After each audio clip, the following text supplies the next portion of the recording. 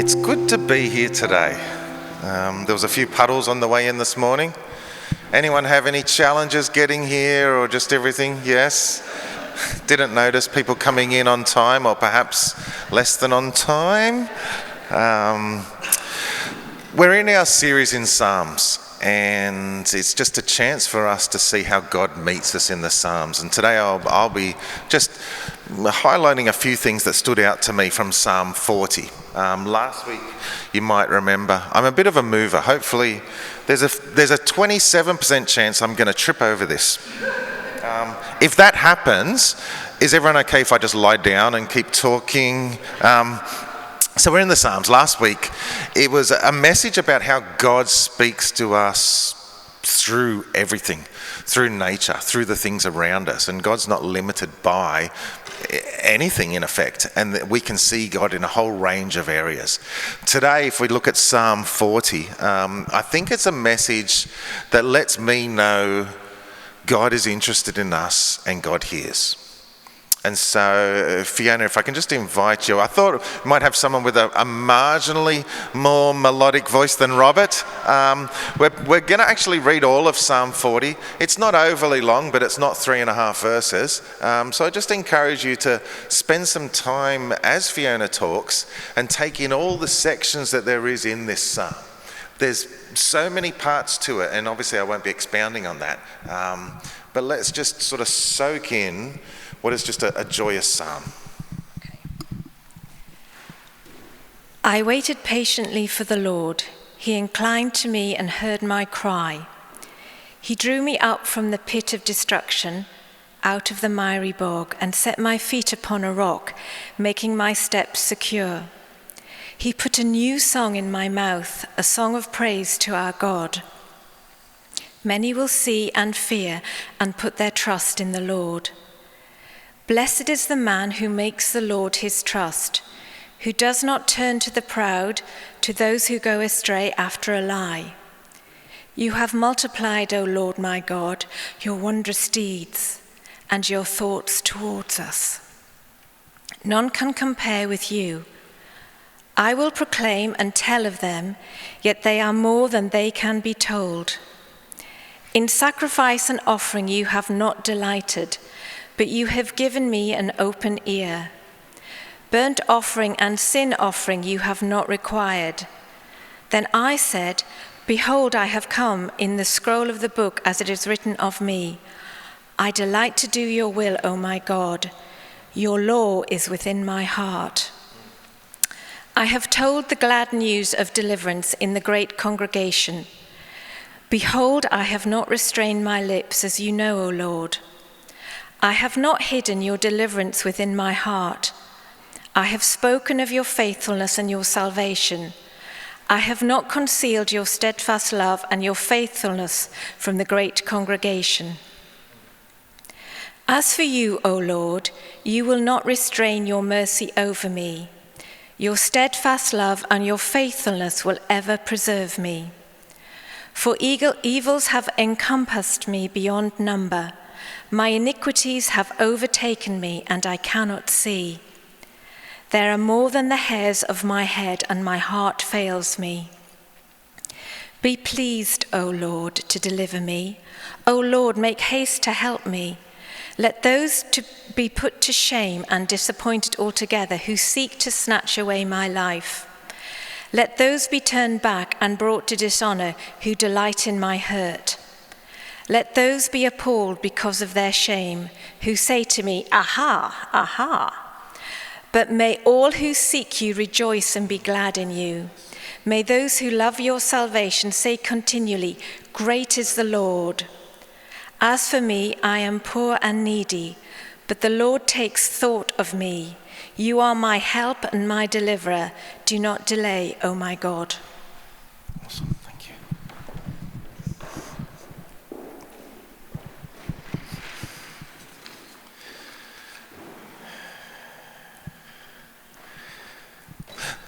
There hasn't been too many times in my life that I've actually felt physically helpless.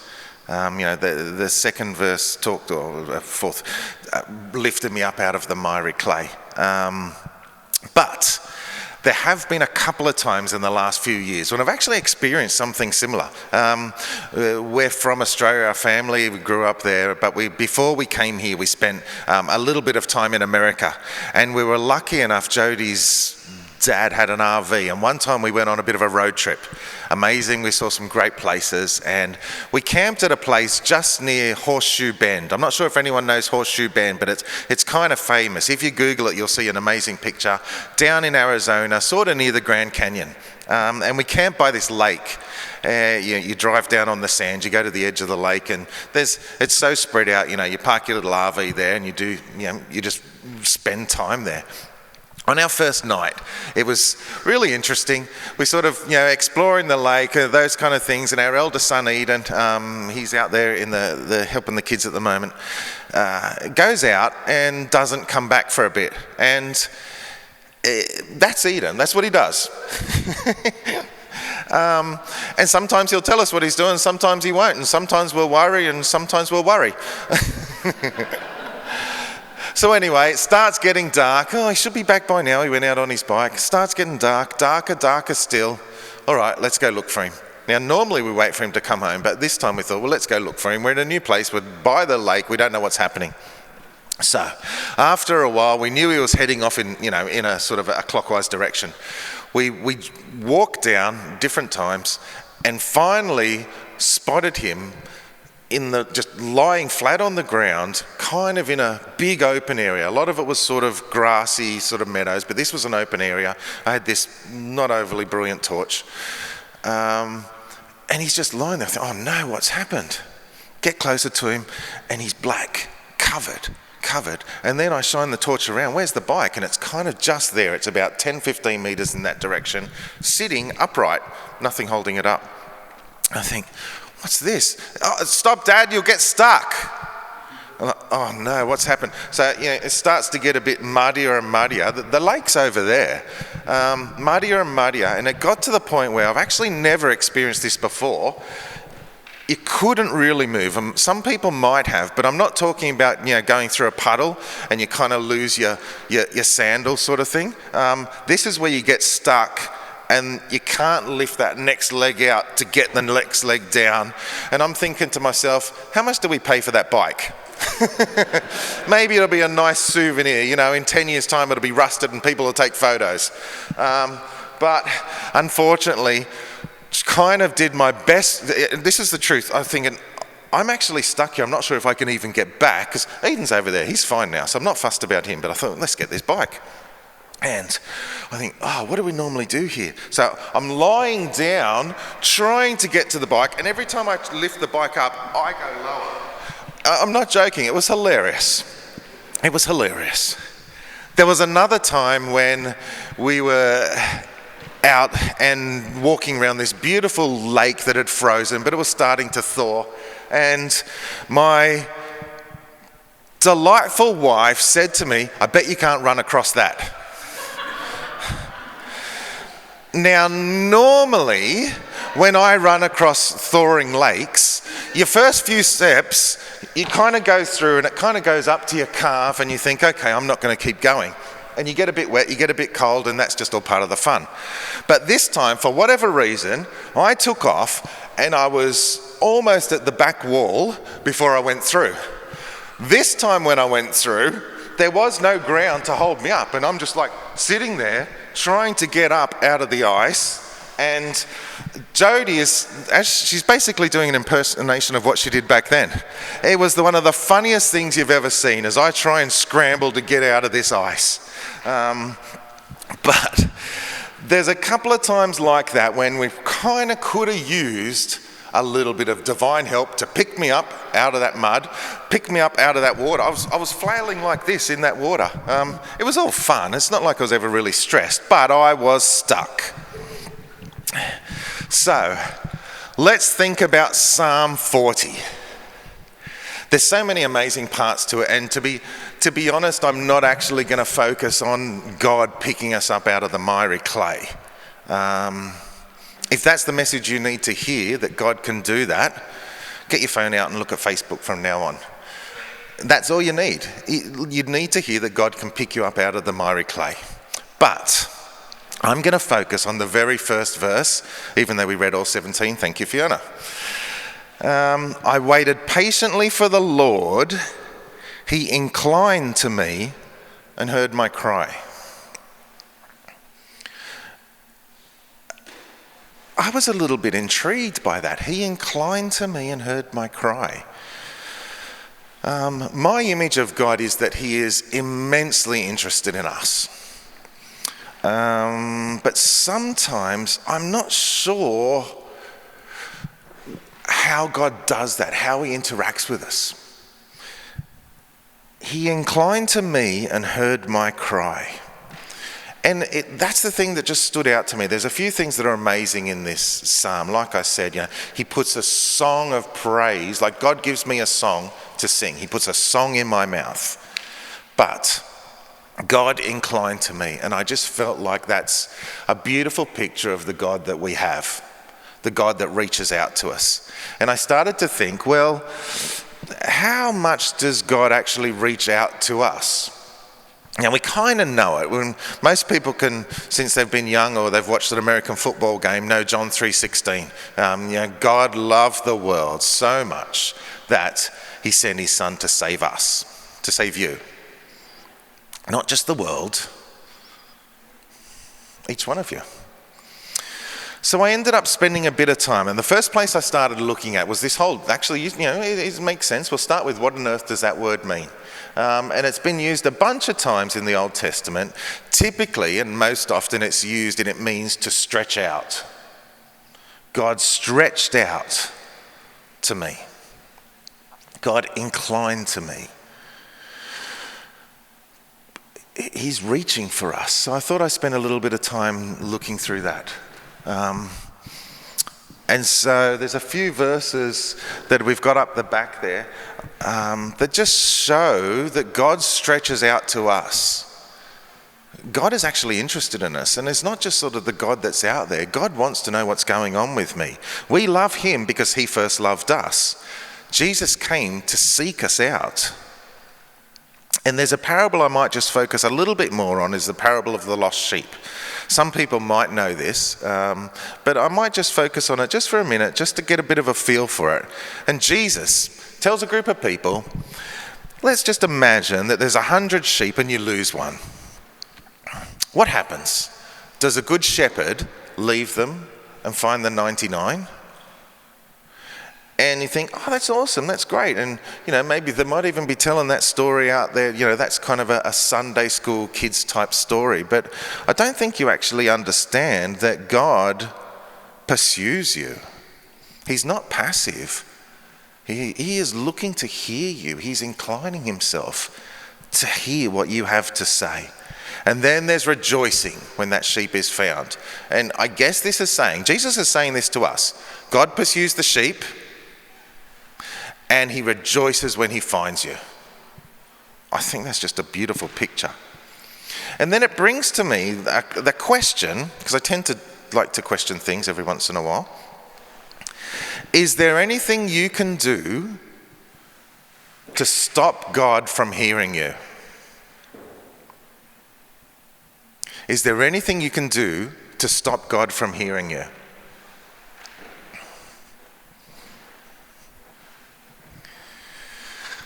There's some things that can limit your ability to hear God in a reliable way, but is there anything that we can do to stop God from hearing us? My guess is if I said yes or no, most people would say, well, we can't stop God from hearing us. And if I was to sum my message up in 2 points, it's effectively this. God always hears. God always hears. And we can position ourselves better to hear him. And I'm going to focus a little bit more on one of those things that gets in the way of us actually hearing him. So, God always hears. Let me take you to another story from Jesus, the parable of the sower. And I find this one really quite interesting. In fact, if you spend some time and contemplate it, there's an awful lot in there. The parable of the sower from Luke 8. Now, some of you might be familiar with this parable. It's a farmer, and we're in sort of a farming field, and he scatters the seed kind of anywhere he wants to. I would imagine that we would say that's not brilliant farming. Typically, you want to turn the soil and put it in there. But he just goes kaboom, and it goes everywhere. And then he talks about how there's 4 different ways that this seed is received. It lands on, a path, rocky, thorny, and good soil. And what I want to do is just focus on that third one that Jesus called the thorny soil. Because it's really changed the way I worry. Because I guess if I was to, we all kind of have things on our mind that tend to focus our thoughts, and sometimes we get slightly nervous and anxious about, and we worry about. And in this parable, in my sort of digging into it a little bit more, I started to realize that worry isn't just a place that we don't want to experience because it feels a bit hard.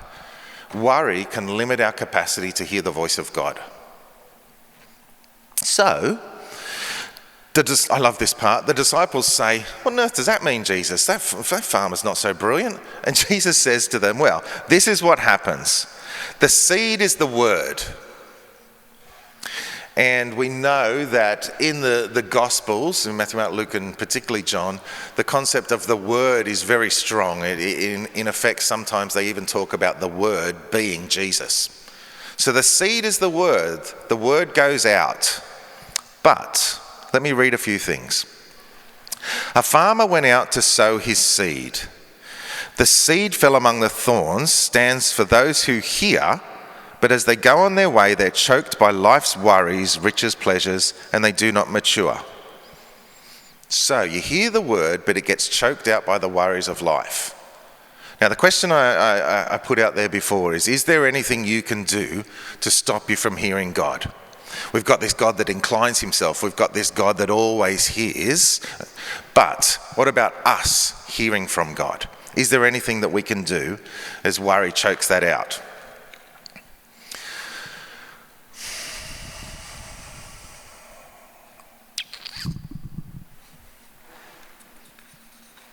Maybe we'll just do that.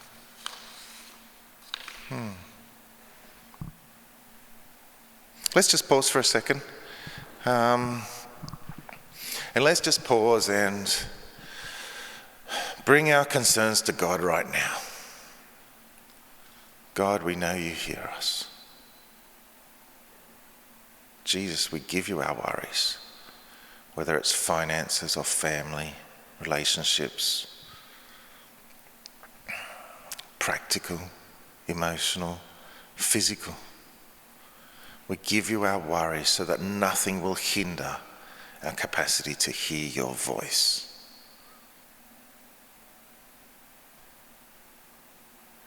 We're that little sheep, God, come and find us. Let us hear your voice. My sheep know my voice. We give you our worries, God.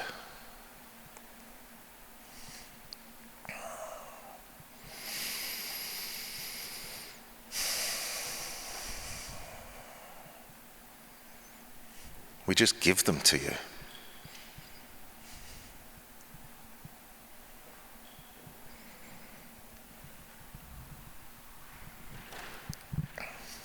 Okay. So Jesus tells us not to worry. And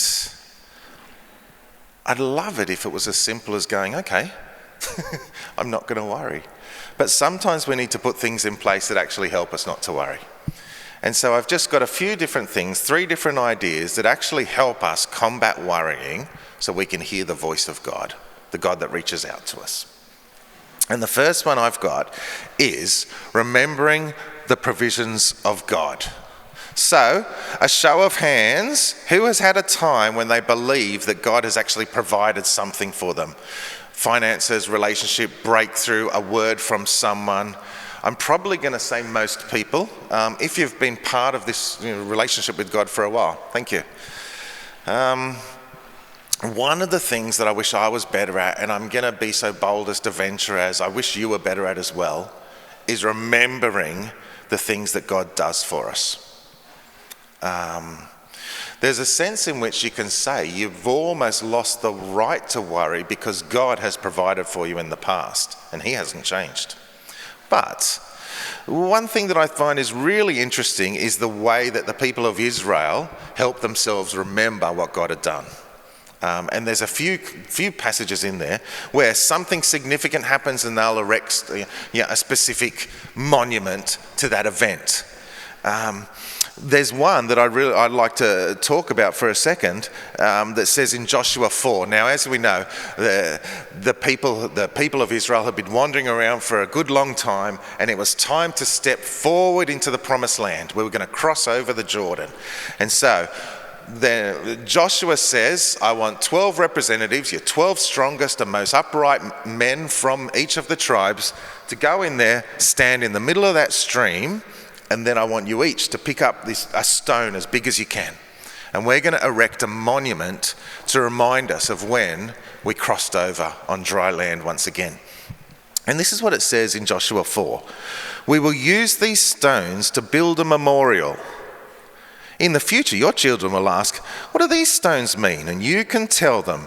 They remind us that the Jordan River stopped flowing when the Ark of the Lord's covenant went across. These stones will stand as a memorial among the people of Israel forever. I wonder what that would look like if we did that today. A memorial. Everyone's going to find something slightly different to do. Some people it might be putting something in a journal. Some people it might be putting something in your front yard. Some people it's a picture on your wall. Some people, marginally younger than some of the guys here, might even get tattoos. I don't know what it might mean, but they're going to get some things to remind themselves of what it is. And I think it's essential that we remember the provision of God, because I forget it, and then when I remember it, it helps me to worry less. There's another element that I think can help us to worry less, and that's having faith-filled thanks.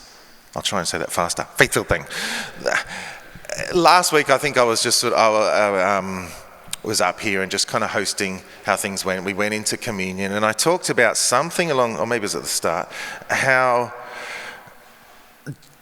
we can learn from the way Jesus was thankful. And I mentioned the miracle of Jesus multiplying the bread in John 6. He took the loaves. When he'd given thanks, he distributed them when he'd given thanks. Then in John further along, 15 verses later, other boats from Tiberias came near the place where they had eaten the bread after the Lord had given thanks. They'd eaten the bread, not that it had been multiplied, but after the Lord had given thanks. There's another story of Jesus giving thanks, which, to be honest, I find astounding. Lazarus has died. It upset Jesus. Jesus wept. And then Jesus walks through. He's about to do something, and this is what happens. John 11:41. So they took away the stone, and Jesus lifted up his eyes and said, Father, I thank you that you have heard me. I know that you always hear me, but I said this on account of the people standing around, that they might believe that you sent me out. And when he said these things, he cried out with a loud voice, Lazarus, come out. I thank you that have heard me. Arise from the dead. He didn't say it afterwards. And so one of the things that I think is really helpful for us as far as worry is adding faith to our thankfulness. How do we do that? Well, we believe the word of God. We believe the word of God. We remember the things that he's done in the past. And the last one I just want to say is a possible idea to help us combat worry is the whole concept of worship. In Psalm 40, verse 3, which we've read already so far, he put a new song in my mouth, a song of praise to our God. There's a sense in which when we worship, I'm starting to develop a little bit more of a mature understanding of what worship is. For a long time, let me give you an example. A few years ago, our family went to Africa for 3 months to go to like a missionary training school. And it was absolutely amazing teachings. It was the first time I'd even heard stories of miracles from people that I thought were trustworthy. Amazing. And then, I sort of went back home at the end of that, and you go back to work, and what was it like in a Christian workplace? And I said, well, there were so many amazing things, but if nothing else, I reckon God loved the fact that I was there because I worshipped every day. And I used to think, isn't that amazing? Because it was like all day long classes, you worship for, an hour and a half a day, African style, sometimes 4 hours, 3 words, 3 chords, apparently that's the saying. God would have loved it because I worshipped every day. So he got something out of it. And now I think, that's actually only half of the story. Worship is an encounter. Worship is an interaction. Yes, God puts a song of praise in our mouths, but if I am in front of God and I am worshipping him, I think authentic worship changes us. It's hard to worry about things when I see the majesty of God in front of me. Now, for some of us, when we're doing our worship, which I thought was particularly brilliant this morning, it helped me focus on God. But we're not singing songs. We're doing something more. In Ephesians 5, as Paul wraps up his letter to the people there, he says, "Be filled with the Spirit, speaking to one another with psalms, hymns, and songs from the Spirit. Sing and make music from your heart to the Lord, always giving thanks for everything." And I actually would encourage you, when you're not feeling brilliant, when you're worried, when you're nervous, when you're tired, when your child runs off and you don't know whether let's go get him this time or not, worship is a way to help combat the worry that comes. And then that will open the door to me hearing the voice of God. So, God always hears and God always acts. And I just thought I might to point something out that I find is so awesome about David. It's one of the coolest things that he's just a kind of a normal person. I know you've heard that before, but if we look at this Psalm 40 again, I'm wrapping up in a second. The first verse says, "I waited patiently for the Lord." And the last verse says, "You're my help and deliverer, don't delay." And I think it tells us that it's okay to be both. God, I'm waiting for you to do something. God, I need it. Come to me. I really need you. Psalm 116 says, "Because he inclined his ear to me, because he stretched out, because he reached into me, I will call on him as long as I live." And I think that's probably your cry as well. Because he inclines his ear to me, I will call on him as long as I live. And I'd just like to finish just with a short passage from Ezekiel 34. These are God's words. Like, this is actually what God says. So I'm going to read it a little bit slowly. So let's again contemplate. Ezekiel 34 verse 11. "For this is what the sovereign Lord says, I myself will search for my sheep and look after them. As a shepherd looks after his scattered flock when he's with them, so I will look after my sheep. I will rescue them from everywhere they shouldn't be. I will bring them out and I will gather them together. I will pasture them on the mountains of Israel, the very land that I give them.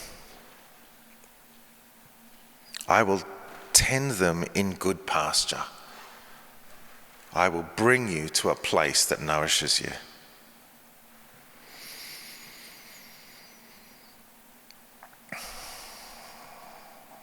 "I myself will tend my sheep and have them lie down, declares the sovereign Lord. I will search for the lost and bring back the strays. I will bind up the injured and I will strengthen the weak. I shepherd my flock with justice. You can count on that. So God always hears us and God always acts. He lifts us from the miry clay. And that's what it means, in part, to be a Christian. The things that the Bible says are actually what we believe. That's our authority. And it's not necessarily how we feel today or how we feel tomorrow, but the Bible's our authority, and it very clearly says to us, God pursues us. God cares for us. God always listens. He gives us a song of praise. He thinks of us. 3 times in that chapter, he talked about God thinks of us. His thoughts are towards us. He's full of mercy and he's full of love, and he is our God.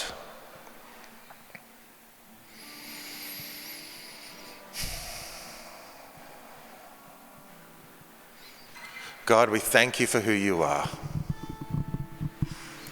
We thank you for who you are. We thank you for what you've revealed to us. We know that you love us, you are interested in us, and we're sorry for the times when we might not feel it, we might not act on it, we might not even believe it. But today, God, we affirm that you are the God that hears, you are the God that rescues. And we want to put ourselves in your flock to be tended by you. Help us hear your voice. Give us a song to sing to you, that you might be praised and others might see what it's like to be in a living relationship with you and be drawn to that. Help us draw people to you, God. Father, I ask now, even now, that you might encounter us in special and powerful ways, that your Spirit might fall.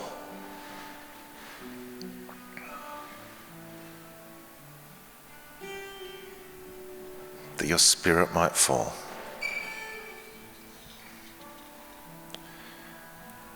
And we will call on you as long as we live.